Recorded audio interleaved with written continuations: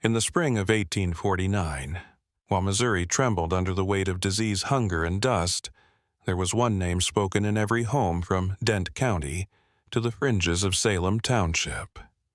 Not a sheriff, not a preacher, but a Doctor Alden Griggs. They called him a savior. People said he never took a coin, that he'd ride 15 miles in the dark to soothe a sick child, that his hands had brought more people back from the edge than any church prayer ever had.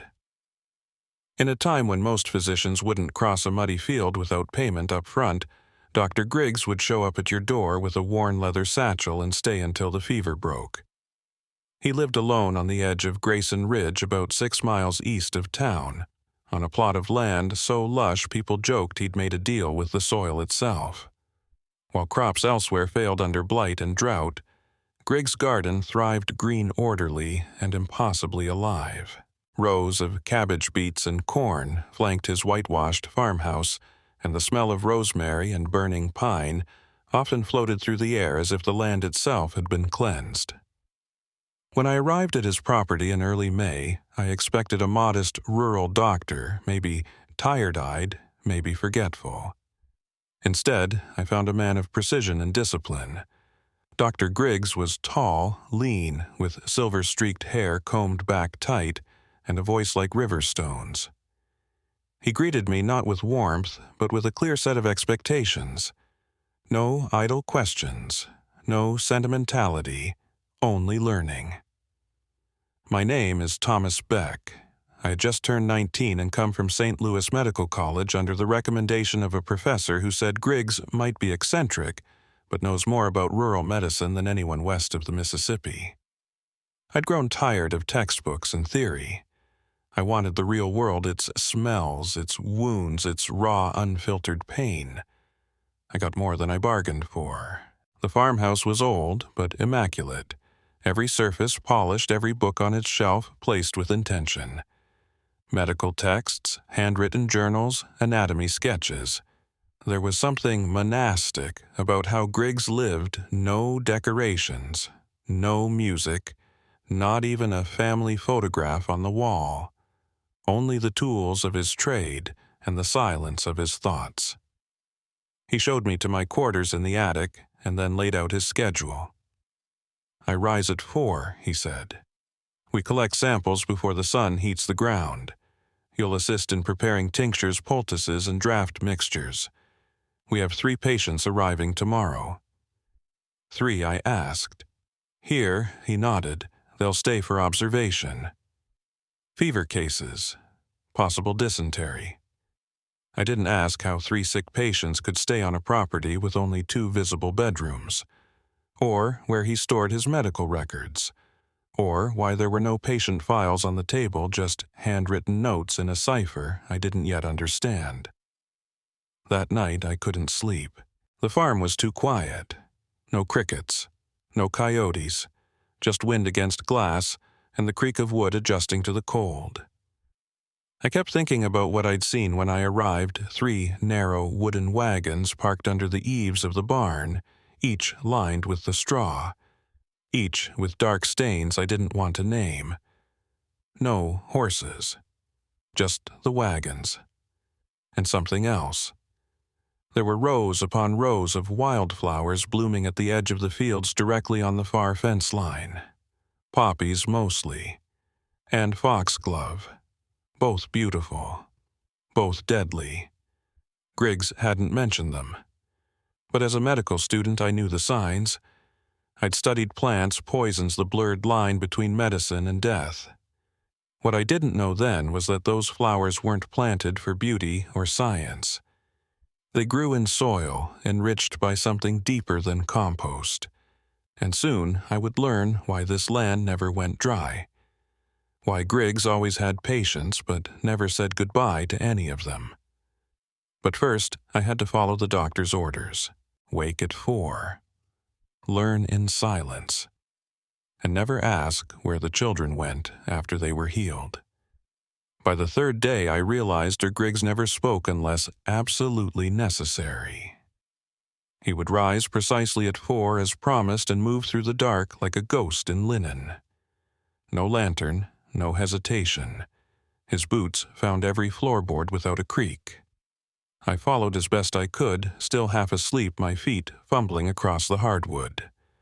Our mornings began in the greenhouse behind the barn. It was older than the farmhouse itself, constructed of mismatched panes and oak timber held together by rusted nails and an impossible stillness. No dust, no decay. Just rows of jars and small crates labeled in neat script Valerian cinchona, foxglove, pennyroyal. It was in this space that I began to notice the strangeness of the Griggs property. The soil around the greenhouse was unusually dark, richer than anything I'd seen even in my botany courses. When I knelt to touch it, it clung to my fingers like damp velvet. I sniffed it once, expecting the sharpness of compost. Instead, it smelled faintly of lime and iron. Griggs caught me examining it.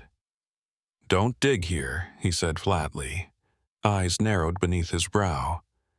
"That patch is for shade herbs. They're delicate." I nodded, but I didn't believe him. Later that afternoon, I took a walk to the edge of the western field, ostensibly to sketch the root structures of a feverfew plant, but really just to breathe alone. The air there was strange heavier. I noticed the cabbage rows were almost unnaturally large, their leaves curling toward the ground like cupped hands. The beets bled when sliced more than they should. The carrots were gnarled and twisted like knuckles. The garden was thriving far too well for the dry season Missouri was enduring. When I commented on it during supper, Griggs didn't look up from his bowl. Good earth rewards those who feed it. He said it like a proverb, but I didn't recognize it from any book I'd read. That night, I watched from the attic window. Around 2 a.m, I saw a flicker lantern light weaving slowly between rows of corn. A figure bent low, dragging something behind them. I couldn't tell if it was Griggs. The figure was wrapped in a heavy cloak, back hunched. They stopped near the chicken coop, set something down, and began to dig. I couldn't see the tool, but I heard it, the scrape of metal on earth. Soft, rhythmic, deliberate. The next morning that spot was covered, perfectly raked, as if nothing had ever disturbed it. And yet, the wildflowers were already sprouting. I went to that corner when Griggs left for town.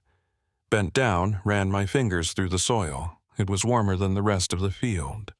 Richer. There were fragments in it too pale to be wood, too small to be stone.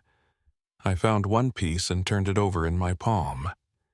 It was a tooth, a child's molar with the root still intact. I told myself it belonged to an animal. Maybe a calf, maybe a dog. But the shape was too human, too small. Back in the greenhouse, I searched for something, anything records, tools, evidence. I found a locked drawer in the apothecary cabinet with a brass plate labeled "For internal use only." I was just about to try and pry it open when I heard it. A laugh, faint, high-pitched, from somewhere outside. I looked out the window across the field to the southern edge of the property where the smokehouse stood abandoned, its door swinging slightly. A little girl in a blue nightgown stood in the doorway, watching me. She didn't move, didn't wave, she just stared. I blinked, and when I opened my eyes again, she was gone. The next morning, I asked Dr. Griggs a question I had rehearsed all night. "Do you keep written records of your patients?" We were sorting dried comfrey leaves in the greenhouse, and for a long moment he didn't respond.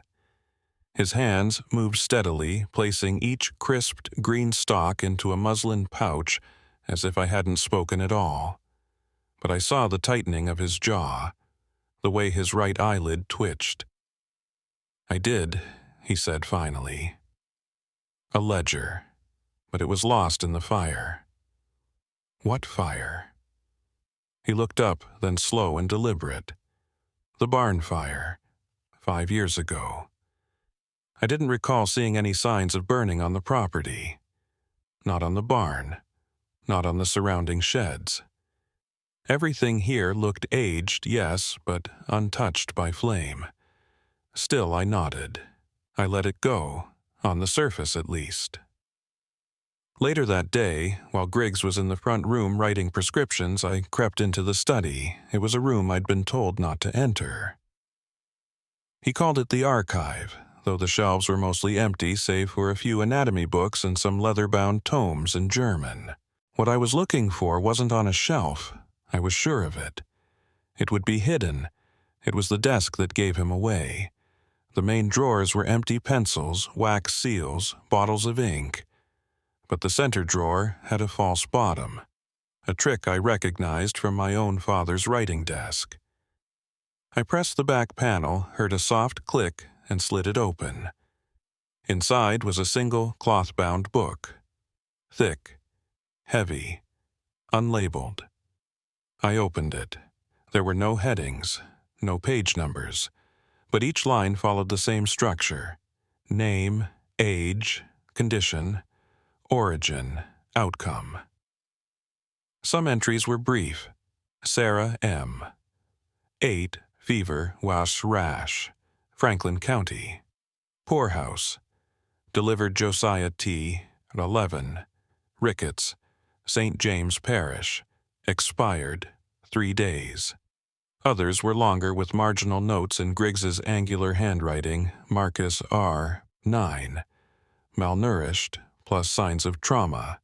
Unconfirmed origin. Found near railway depot. Difficult temperament. Requires sedation, Lydia C. 6. No speech aggressive. Orphaned by flooding.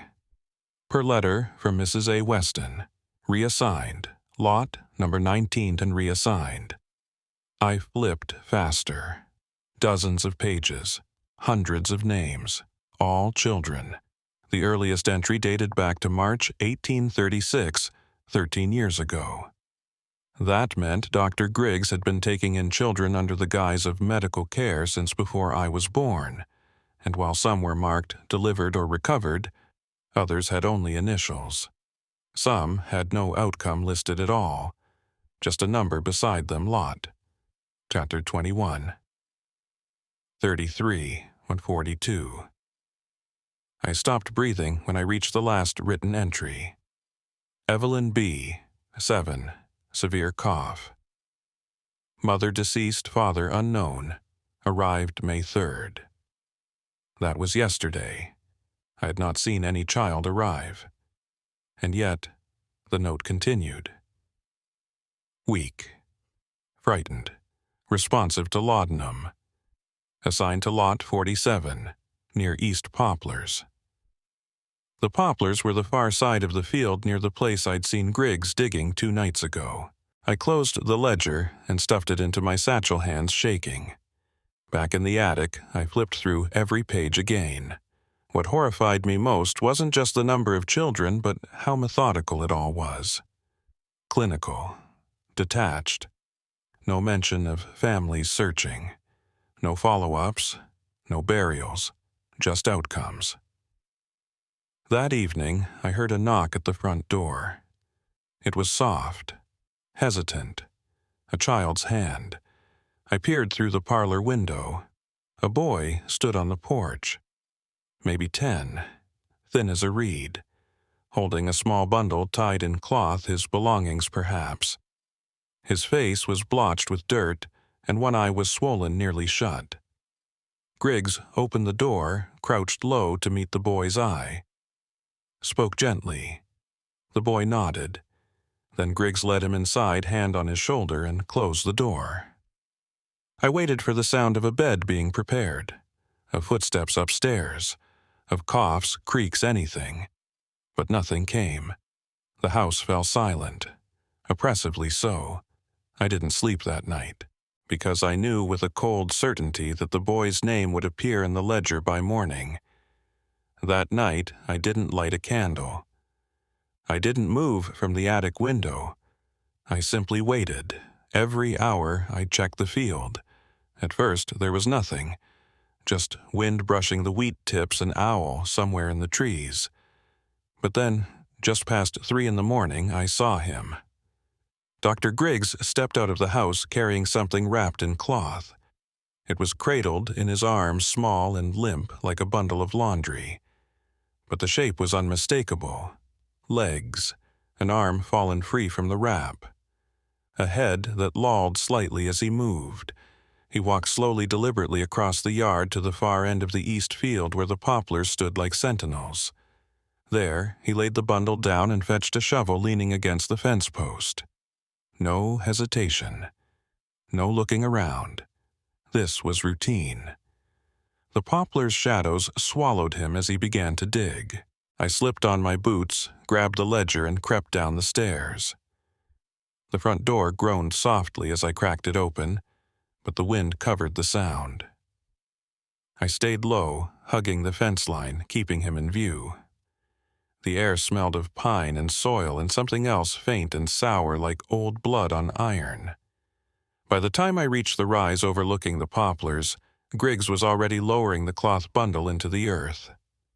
He didn't pray. He didn't pause.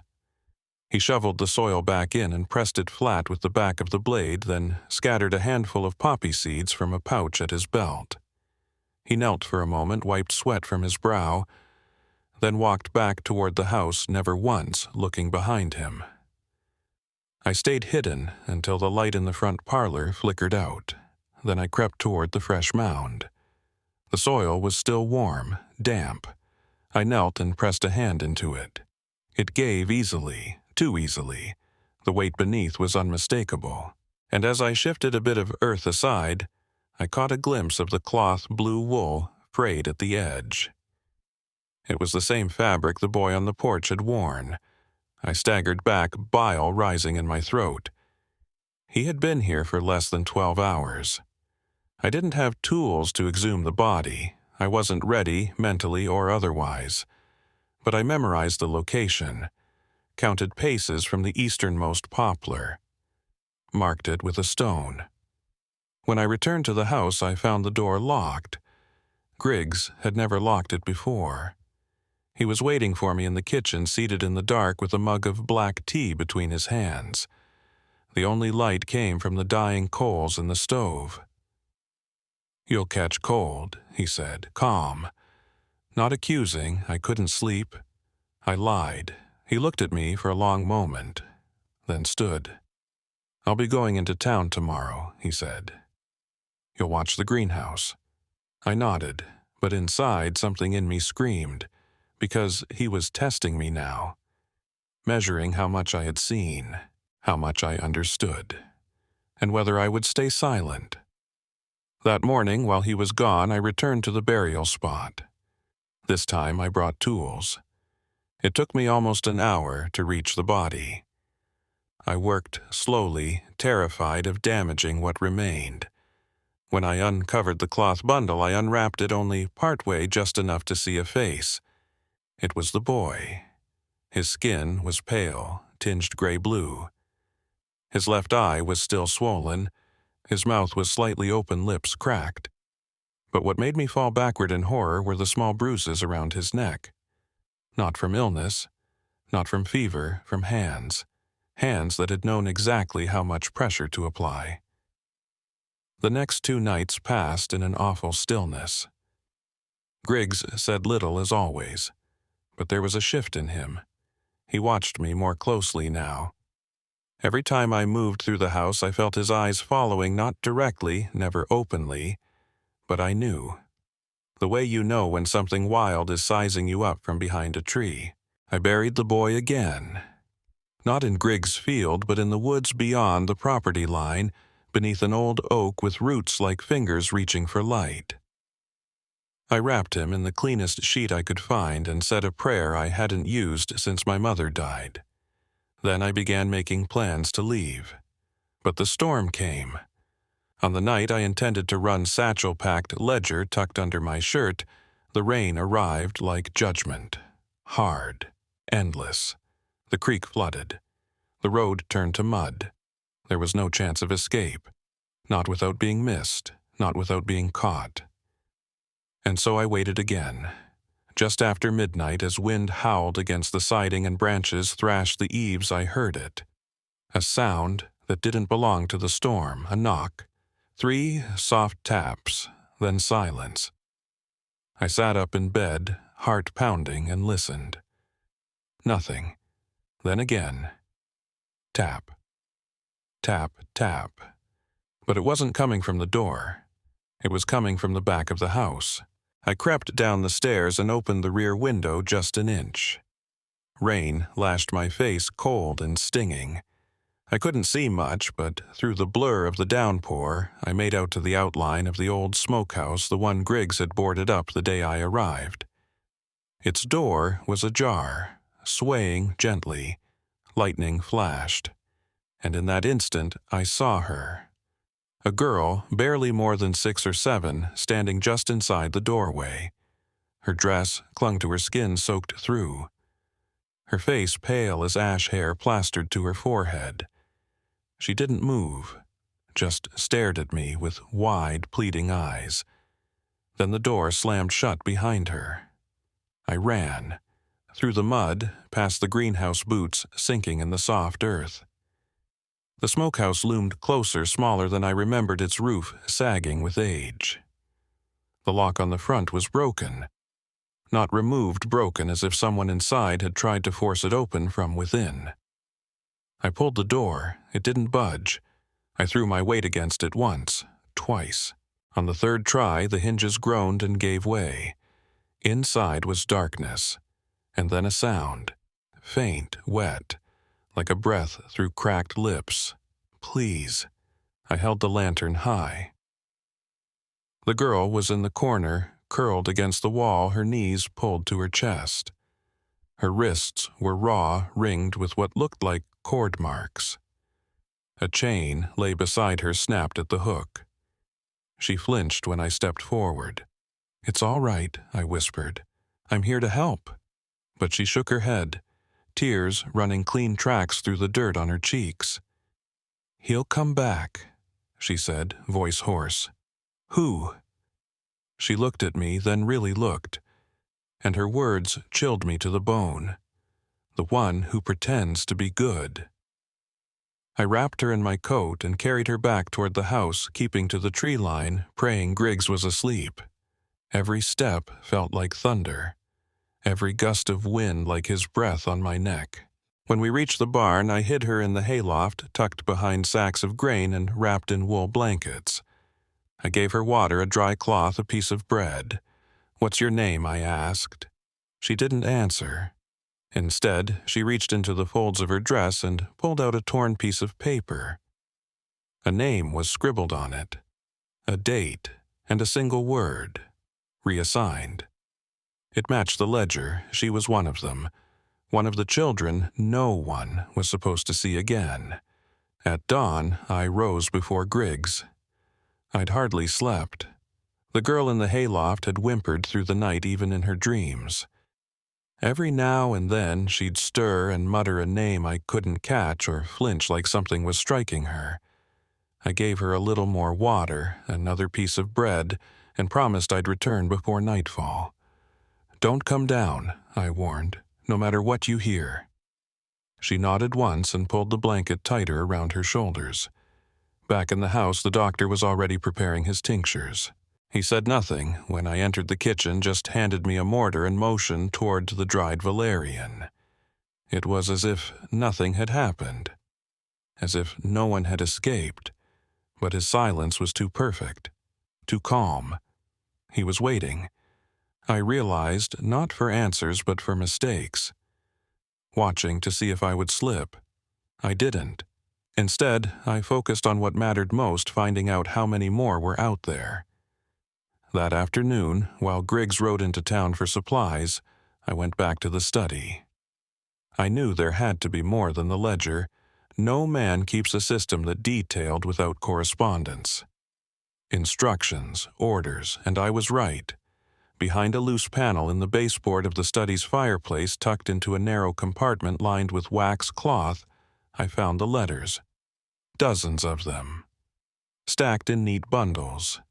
Tied with twine and sealed in red wax that had cracked with age. Most were written in the same hand, elegant, slanted, feminine. The return address was always the same: A. Weston Lamb's Hollow Refuge for the Indigent, Charleston, South Carolina. I opened the oldest first, dated 1841. Dr. Griggs. As requested, I have identified 3 suitable transfers, ages 6, 8, and 11. No known relatives. Mild illnesses but manageable with tonic and food. They will arrive by week's end via Mr. Harlan's wagon under the guise of charity cases. You needn't respond unless adjustments are required. A. Weston. Other letters followed in similar tone. 4 more available by month's end. 1 girl speaks French but can be broken with isolation. The shipment to Lot 12 was well received. Mr. Cormack in Georgia sends his compliments. The quieter ones tend to last longer.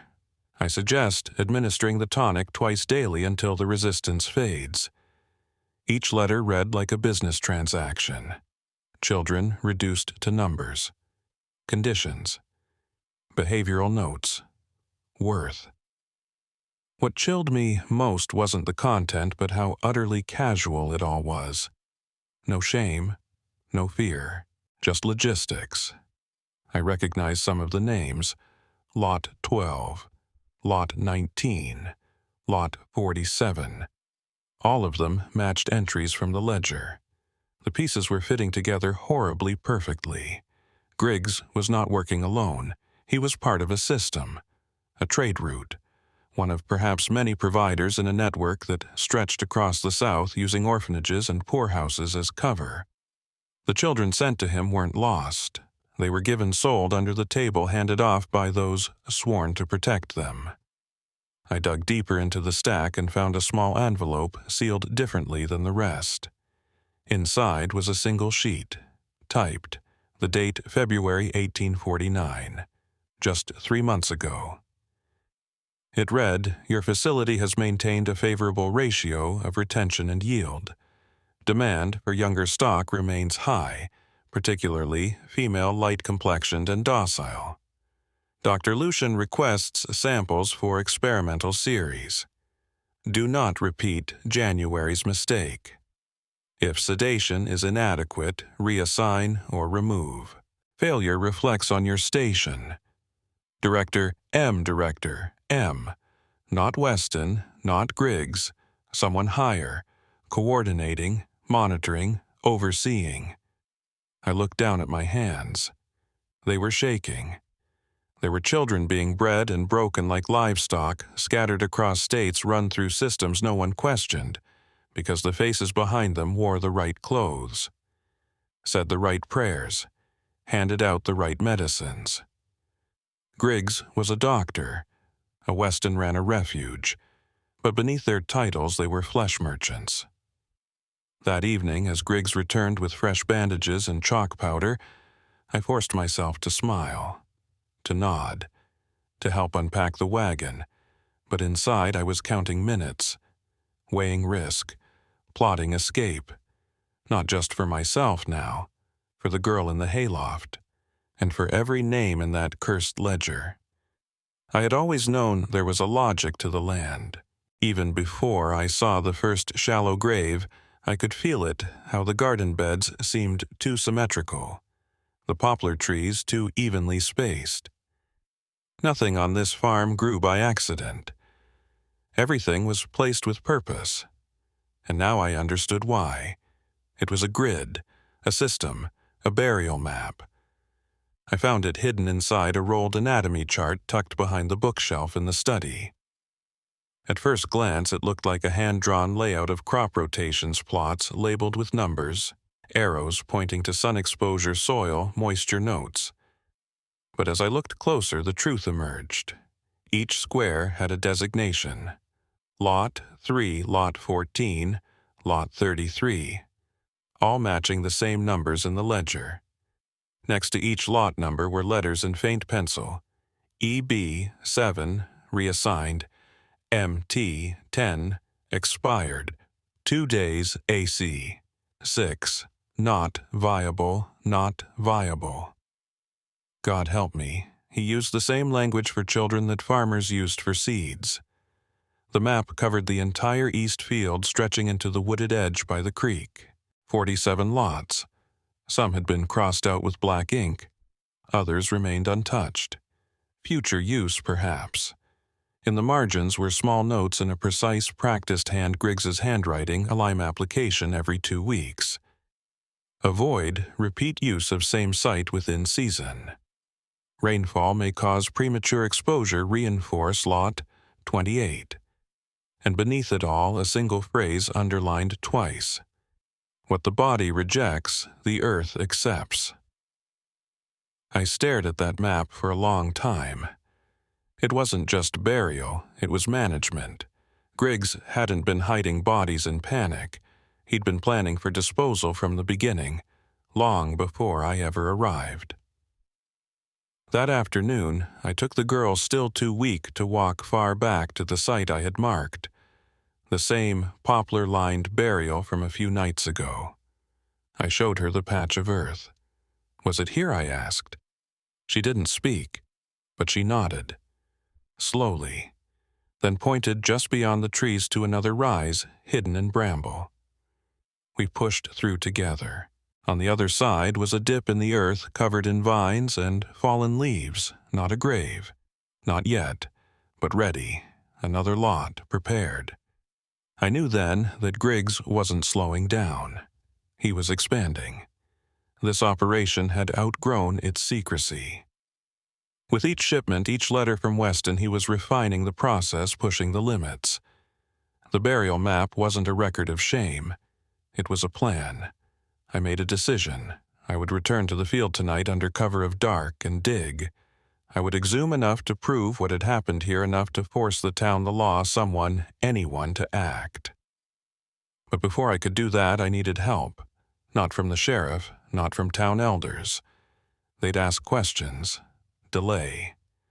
I couldn't risk it. I needed someone who still remembered what it meant to believe children. Someone who still had faith in truth over appearances. That night, by the light of a single candle, I penned a letter. To Reverend Hale, Salem Church, you officiated my mother's funeral when I was 12. You held my shoulder when I couldn't stop crying. I never forgot that. I'm asking you to believe me again. There is a doctor on Grayson Ridge. He is killing children, burying them. I've seen the graves. I have a map. I have names. Please, come alone. Tomorrow night, midnight. Bring a lantern and a shovel. Thomas Beck. I left the letter at the church gate before dawn, buried in a bundle of herbs, just as my mother used to deliver prayers. Then I returned to the house and waited for the sun to rise. Griggs passed me in the hallway that morning, nodding once. But for the first time since I arrived, his smile was gone. He could feel it, too. Something was shifting. The rain broke just before midnight. The clouds lifted slowly like a veil being pulled back, and the stars returned dim and cold like distant eyes, watching what was about to happen. I crept from the house in silence, every footstep a prayer that the floorboards wouldn't betray me. The girl in the hayloft was asleep, curled like a cat beneath the feed sacks. I tucked the map and the ledger into my satchel, wrapped it in oilskin, and slipped into the field. Reverend Hale was waiting by the eastern poplars, lantern in hand, just as I had asked. He looked older than I remembered, thinner, with a stiffness in his movements, but the moment our eyes met, I saw that he had come with full heart. "Thomas," he whispered, gripping my shoulder. "What in God's name is happening here? I'll show you," I said. "But you need to be ready for what we'll find." We didn't speak again. I led him to Lot 12 first, the burial I had marked the night Griggs buried the boy in the storm. We worked in silence. The soil was soft, waterlogged from recent rains. With each pull of the spade, the stench grew stronger. 6 feet down, the shovel struck cloth. I reached in with gloved hands and uncovered a small pale bundle. It had been wrapped tightly in a quilt, the kind poorhouses gave to orphans, with mismatched patches and initials stitched into the corners. We unwrapped it partway. It was a boy. 9, maybe 10. His lips were blue. His wrists bore ligature marks. and his eyes, though closed, seemed to press against us with a silent scream. Reverend Hale turned away and vomited into the grass. I didn't blame him. We moved on to Lot 19, then Lot 28. By dawn, we had uncovered 3 more children, each buried with the same care, the same precision. No shallow graves, no rush. Every child placed as if in a coffin, even without one. Not discarded catalogued. It was Hale who said it first. This isn't just murder, Thomas. This is practice. This is routine.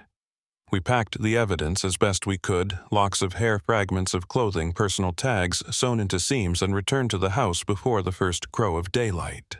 Hale promised to ride into Salem and fetch the magistrate himself. He would not stop until the county heard what he had seen. But as he turned to mount his horse, I stopped him. "There's more," I said. "Much more." I handed him the ledger, the map, the letters from A. Weston. He flipped through the pages with trembling hands. "Dear God," he whispered. "They knew. They all knew." I watched as his face changed from shock to horror, then finally to something harder. Resolve. "I'll ride straight to Judge Rensley," he said. "He's honest. He has sons of his own." He gripped my shoulder again. "Keep the girl safe." Then he was gone, galloping down the old logging road, his lantern swinging like a pendulum of warning. I stood there for a long time after the light vanished, alone with the fields, alone with the truth. Then I turned back toward the house and saw a candle flicker in the second-story window. Dr. Griggs was awake. I didn't go to sleep, not after what we had found, not with Griggs still moving behind those walls. Instead, I waited, watched. The candle in the second-story window burned until just past 4. Then it vanished, snuffed out with the same precision Griggs applied to every part of his life. At 5, I crept back into the house silent as breath and slipped into the dispensary while he still slept. The key to the locked cabinet had been taken from his coat pocket 2 nights ago during one of his long walks after supper. I'd returned it without a trace. Now I slid it into the lock and turned. The door opened with a soft click. Inside were shelves of tightly labeled glass bottles, some medical, some unmarked. Everything was in order: syrups, powders, suspensions. But the combinations didn't make sense. The labels were coded partial Latin abbreviations initials, and many of them weren't treatments. They were controls. I pulled down one bottle marked LQ-BT and popped the cork. The smell was bitter chemical. Laudanum, yes, but cut with something acrid, something that burned the eyes. Next to it, a vial labeled RS-Min-3. A note in Griggs' hand read 3 drops orally for sedation, 5 drops for restraint. 8 plas equals risk of respiratory failure, ES Pulno. Under 60 ubbies, I kept reading. Another bottle, TS. Long-term compliance aid note. Best administered over 5 days. Reduces will. Speech diminishes. Motor function dulls. No memory retention if maintained. God, these weren't cures. They were tools measured, tested, refined. Not to heal the body, but to shape it. To break resistance. To mold obedience. A small wooden box sat on the bottom shelf, locked by a brass clasp. Inside, I found a stack of folded cloth, small, blood-stained, and stiff. Restraints. Child-sized. Each one marked with the stitch L1, L2, L3. Lots.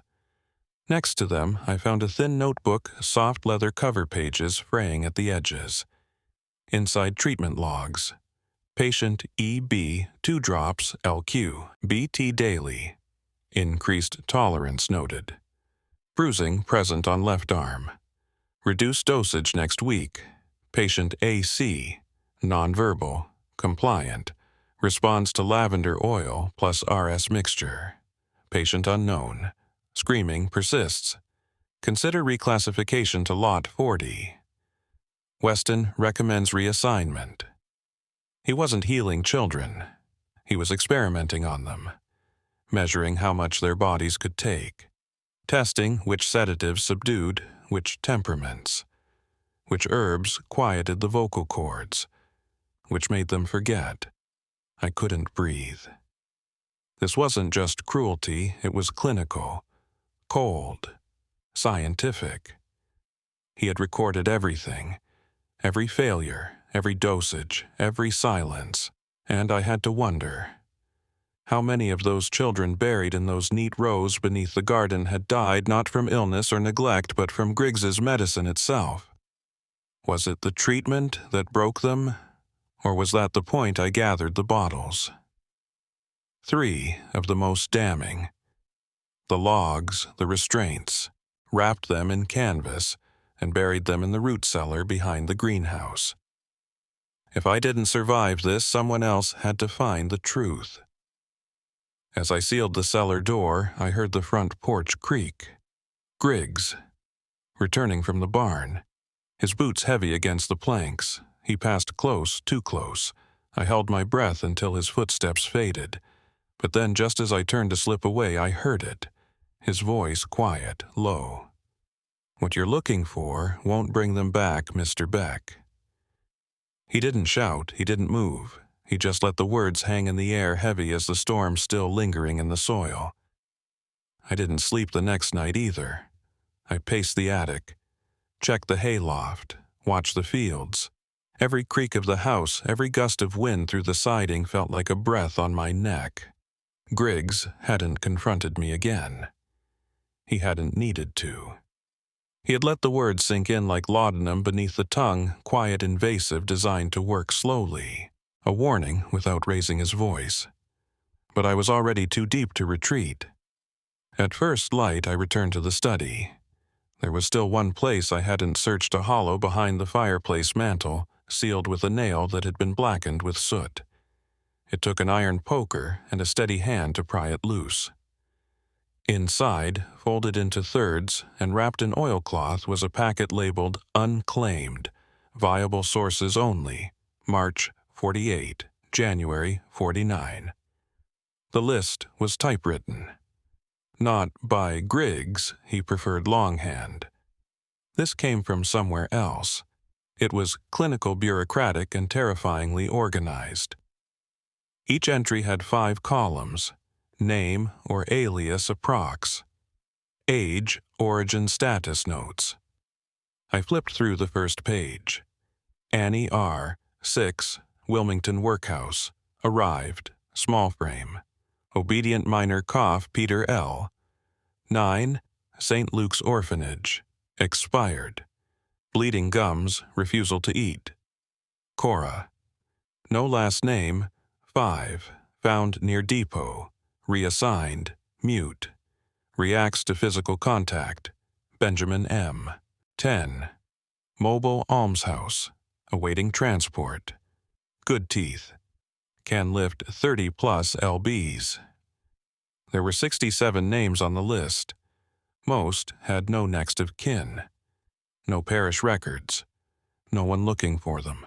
Some were labeled with letters I'd seen before: R, reassigned E, expired D, delivered Dr. Lucian. And some, the worst ones, had this note: non-compliant, discarded, like a crate of spoiled grain. The list made one thing clear: the children Griggs took weren't just forgotten, they were chosen to be. Selected for their invisibility, their silence, their lack of legal identity.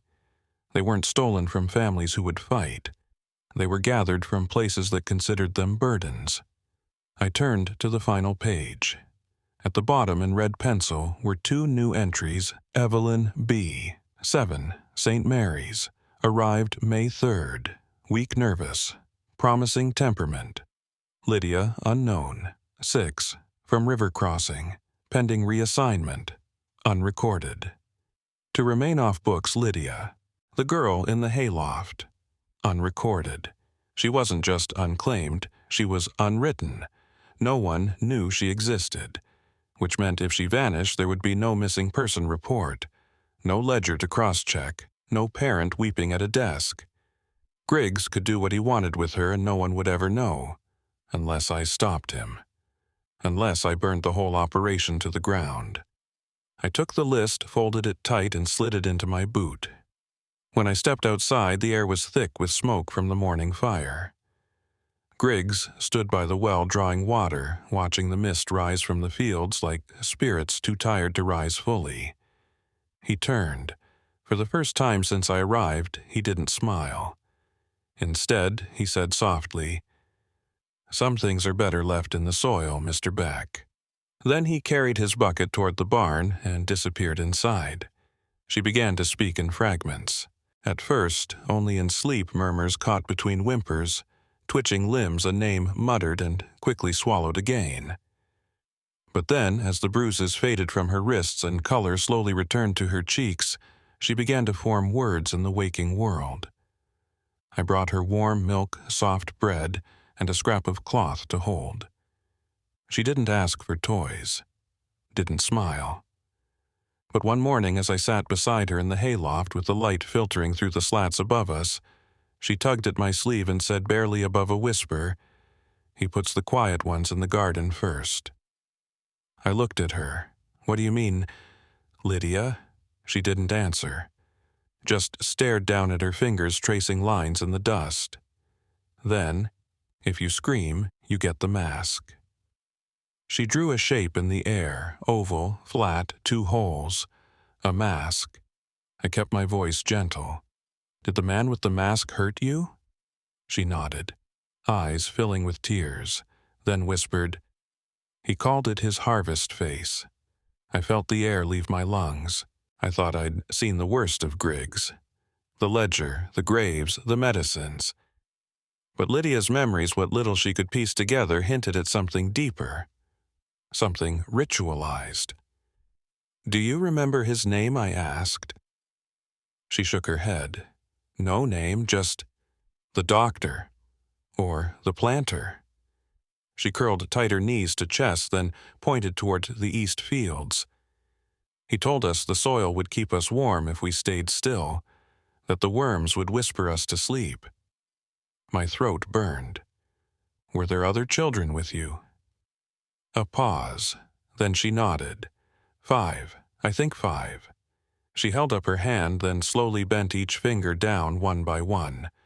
One got taken in the night. One went blue and didn't wake up. The girl with the red ribbon, she tried to run, but they made her drink the quiet water. I knew that phrase. Quiet water. I'd seen it in Griggs's notes. A blend of tinctures. Laudanum, valerian, something else I hadn't identified yet. It didn't kill, but it silenced. Slowed the heart, dulled the mind. It made children easier to manage. "Do you remember where he kept you?" I asked. Before the smokehouse, Lydia looked up, eyes wide, in the root cellar. But not the food one, the other one, the one with the humming. I frowned. "There's only one cellar." She shook her head violently. "No. There's a door behind the barrels, a black one, with the nails that go in from the outside." My blood ran cold. The greenhouse cellar, where I'd hidden the ledger, the map, and the bottles. I hadn't checked past the barrel rack. I'd assumed it was just a storage nook, but Lydia remembered a door, sealed from the outside. That wasn't storage. That was containment. My hands trembled as I pressed hers. "Lydia, if I go back, there is someone still inside." She didn't answer. Instead, she looked toward the window, toward the fog rolling in over the east field, and whispered, "If they are, they're not alone anymore." I waited until Griggs rode into town. He'd taken the wagon supposedly to retrieve more plaster and quinine from the apothecary, but I knew better now. These trips were windows gaps in the veil where I could move search uncover. I ran to the greenhouse. The root cellar sat beneath a trapdoor tucked behind the potting bench just as I'd left it. I climbed down with the lantern gripped tight in one hand, the other pressed to the ledger and medicine samples hidden behind the stacked grain sacks. But this time I didn't stop there. I slid the entire barrel rack aside. It scraped along the stone floor, revealing a section of wall I hadn't noticed before, its seams slightly off the mortar rougher, as though bricked in a hurry. And at the center, just as Lydia said, was a black wooden door. The paint was flaking. The nails were long driven through iron brackets from the outside in. A prison, not a room. I pulled the nails one by one with the claw of a rusted hammer I found hanging from a hook. Each squealed like it resented being freed. The last one came loose with a pop, and the door sagged forward with a whisper of cold air. Lantern raised. I stepped inside. The air hit me first, damp, sour, heavy with the scent of old mold, and something deeper, something organic. It wasn't rot exactly. It was like skin that had forgotten the sun. The room was small, 10 feet by 12, the ceiling low enough to brush my hair. But the walls, they were covered in scratches. Not random gouges. Not clawing in panic. These were lines, symbols, images. Tiny figures. Repeated over and over. Children holding hands. Some with their eyes scratched out. Some with blacked mouths. Some floating their legs, trailing off like roots. In the corner, a single cot frame rusted through its straw mattress, rotted to nothing. Beneath it, I found a leather strap nailed to the floorboards. Restraint. I ran my hand over one of the etched shapes. It was done with something sharp, maybe a shard of tin, maybe even a fingernail. The depth of some of the carvings made me wince. Whoever made them kept going until they bled. One image was larger than the rest. A figure in a long coat, arms too long, face an oval without features, just 2 hollow circles and a single vertical line. The harvest mask, etched into the wall again and again, and beneath each image scratched in shaky repetition, "Don't sleep when he sings. The soil can hear you. Don't drink the quiet. He buries them awake." I stumbled back, nearly dropping the lantern. This wasn't just a holding room. It was a place of conditioning, of testing. A purgatory chamber where Griggs and whoever he worked with determined which children could be processed and which would need to be discarded.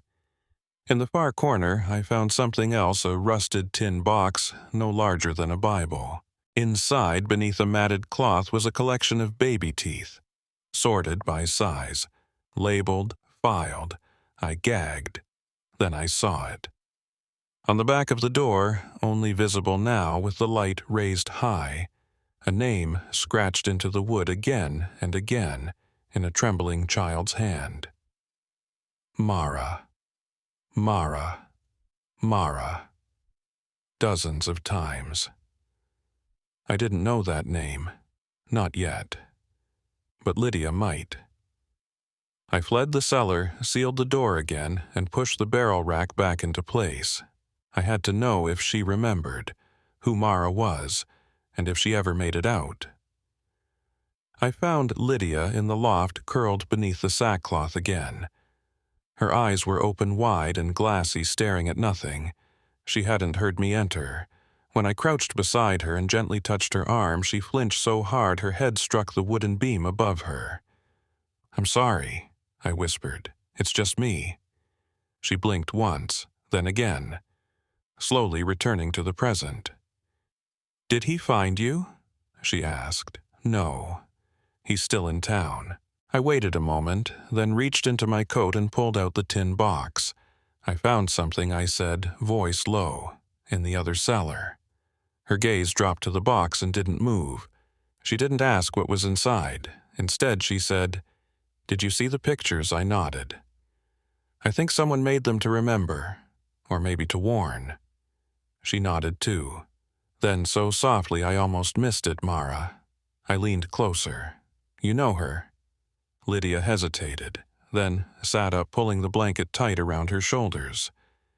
She was there when I came, already in the room, I think. I think she had been there a long time. What did she tell you? She didn't talk at first, Lydia said. But at night, when the humming stopped and the door creaked, she would whisper stories. About the fields, about the other rooms.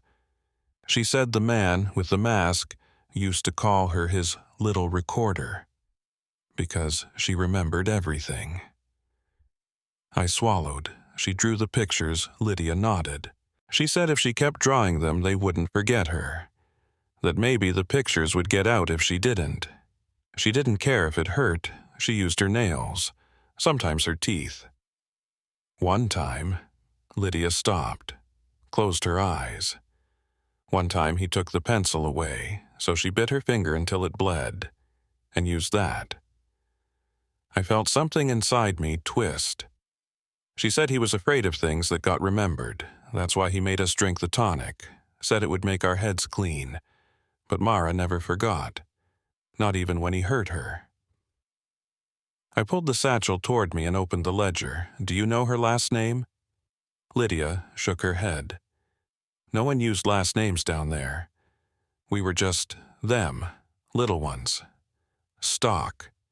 She told me once that she used to be called Miss Mara in church school, but he didn't like that. He said it made her sound real. I flipped through the pages, lot numbers, status codes, patient notes. Then, halfway down page 22, I saw it. Lot 35. F. Mara. Age appra. 8. Retentive. Deliberate. Disobedient but quiet. Reclassified to cellar. Pending outcome. No outcome was listed. No expiration. No reassignment. Just pending. Still, I looked back at Lydia. When was the last time you saw her? Her lips trembled.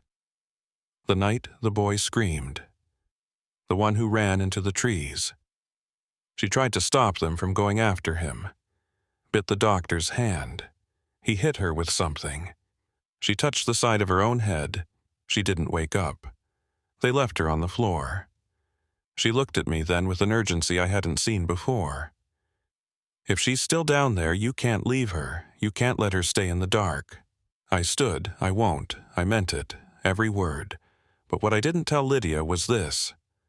When I'd looked at the wall in that second cellar where the name Mara was scratched again and again, the final line right at eye level was different. The letters were still shaky, but deeper. Bloodier. Final. It said, I see from under the dirt now. The second cellar hadn't changed. The air still hung thick with that damp, skin-rotten smell. The etched drawings still clawed their way across the walls. And the silence. It felt thicker now. Watchful. I brought a spade this time. And a lantern I didn't dare let flicker. Lydia had spoken of the cot, the restraints, the moment Mara was struck and left unmoving on the floor. I had returned to find her, to lay her to rest properly, if no one else ever had. I began at the far corner, where the stone met dirt, where the floor felt softest.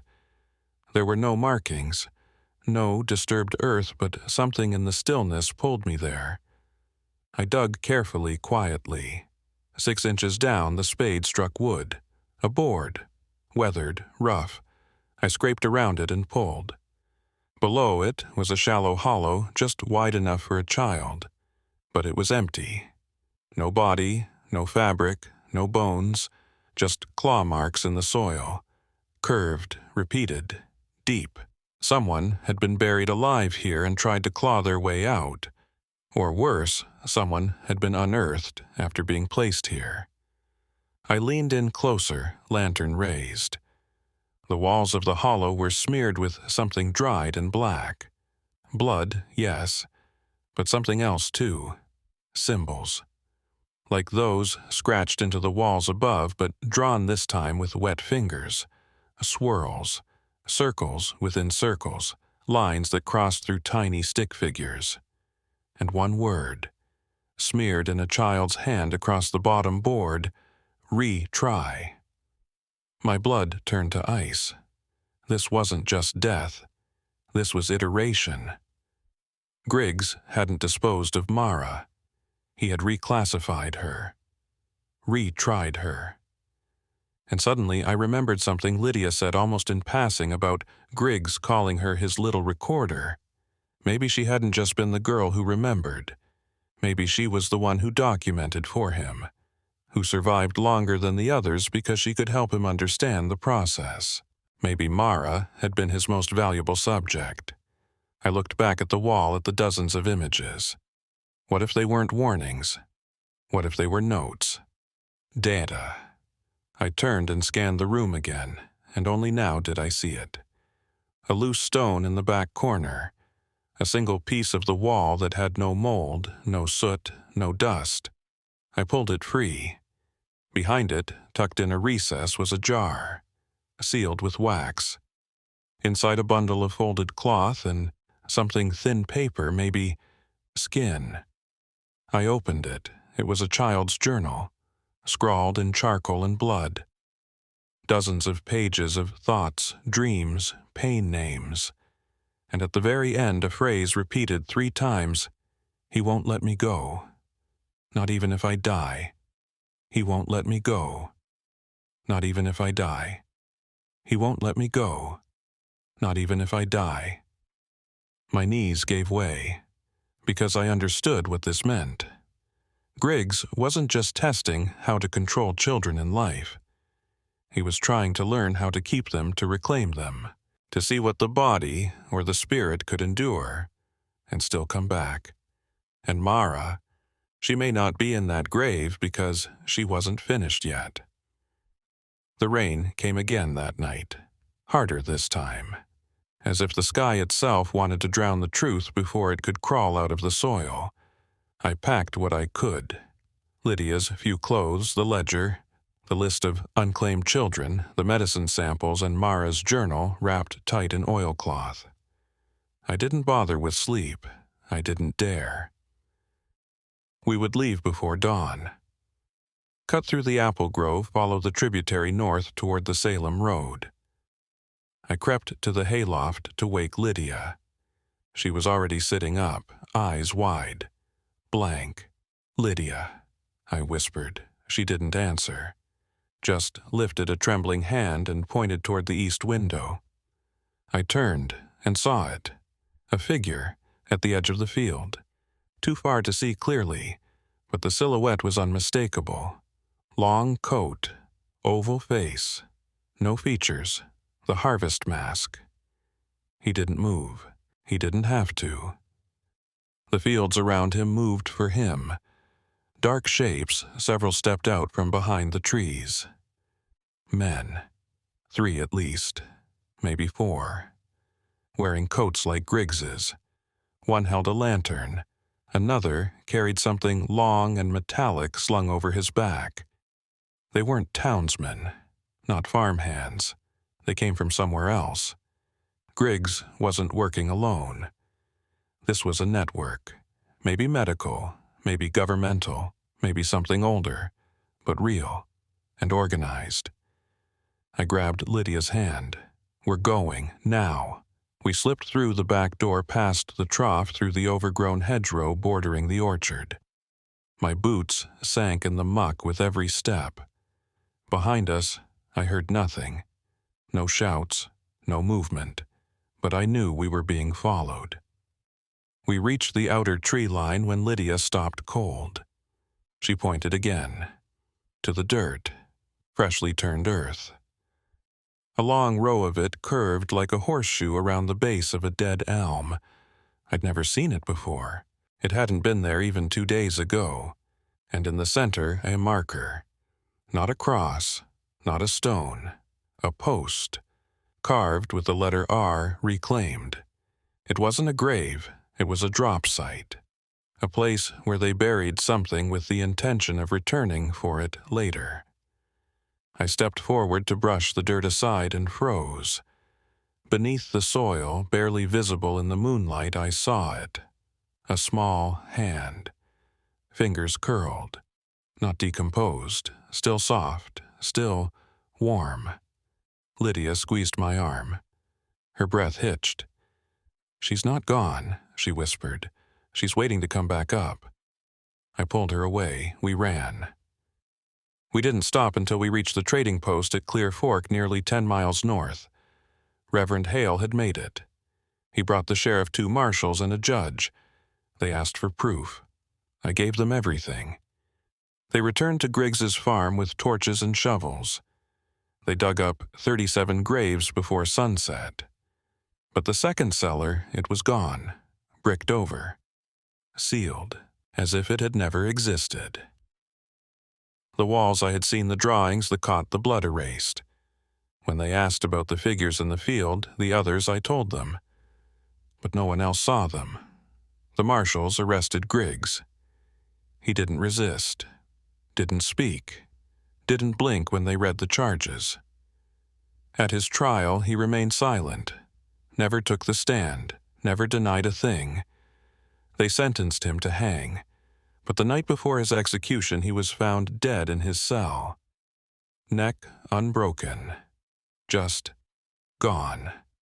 Eyes wide, mouth stretched open in a smile too large to be his.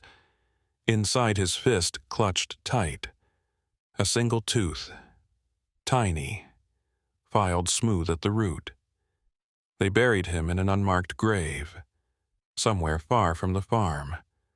But I still have Mara's journal, and sometimes when I open it on quiet nights I see new marks on the pages I never remember writing.